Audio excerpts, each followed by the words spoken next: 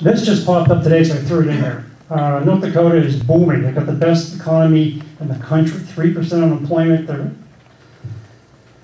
Their salaries have gone up like 79% in a few years. They're just making money hand over fist in North Dakota, the Bakken Formation. It's all drilling, it's all oil and gas. It's economic, undeniably mind-blowing. People from all over the country going there to work.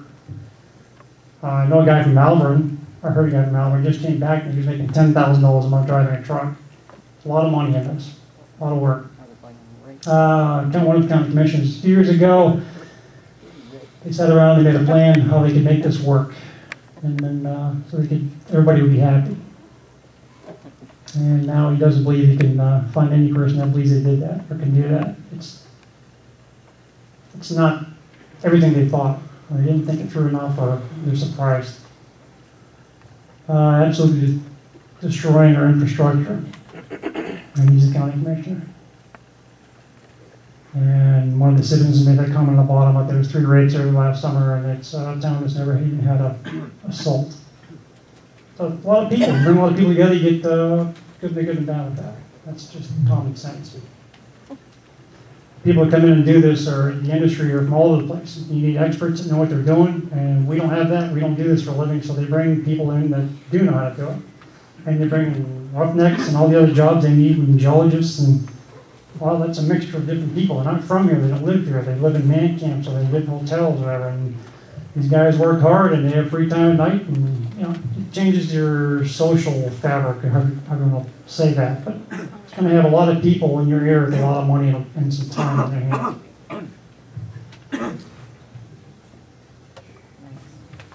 Okay, we got the gas and we can get it. What's the problem? I mean, this is kind of my opinion on how industry and critics don't agree, and these are some of the things we don't agree on. Exemptions, inadequate regulation, methane migration, safety record, contamination events, non-disclosure, chemicals in court cases, abandoned wells, that's another issue, property depreciation, fluid migration, earthquakes, durability of the wells, and well spacing. There's no way we have time to go into these. We could talk about each one of these for a night. Then make a note of this, do your research on it. Every one of these will affect you. And you'll get both sides of the story, even tonight probably. So, you know, the truth is yours to decide. But there's a lot of information that needs to be discovered before you make your decision. A few more, because I couldn't stop there. Community impacts, I kind of talked about those of these pictures. The road damage, we know it's going to happen, but there's agreements. Roads can be fixed. Emergency first responders, and Stark County's doing something in that effort now, trying to get people trained. The noise will be there. It's not going to be so quiet anymore. A lot of traffic. And the industrialization of rural towns, and I think that's a big one, because that's a big game changer. I don't know when it would stop. I just don't know when that would stop.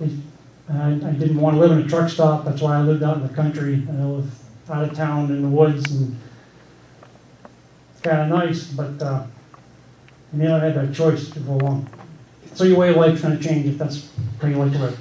If you're in a city, you're probably not too bad. You're not going to want to drill so much in the city, which is kind of surprising because the rules for urban drilling are much better than non-urban, and we're, of course, non-urban.